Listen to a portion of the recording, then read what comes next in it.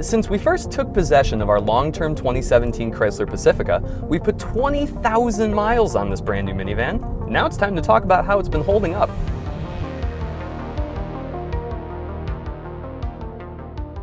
In a word, the Pacifica has been a peach. Whether it's doing duty as a dogmobile or a shuttle between home and school, the Pacifica has taken all our lickings and kept on ticking.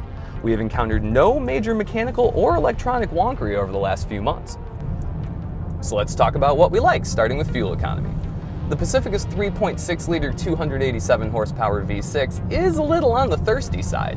At 18 to 19 mpg city and 28 mpg highway, it's not going to win any awards for thrift, but thankfully we've been beating the estimates. We're getting about 30 on the highway and about 24-25 combined as opposed to the EPA's estimate of 22.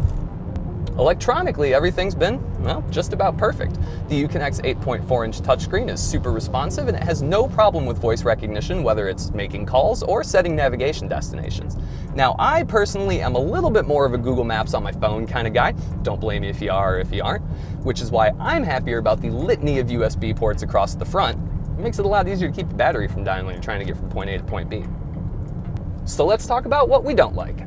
My only real qualm with the infotainment system is that both the seat heating and the climate control syncing settings are hidden away behind a couple of menus which you have to fiddle with, and that's a little frustrating considering I fiddle with those things pretty constantly.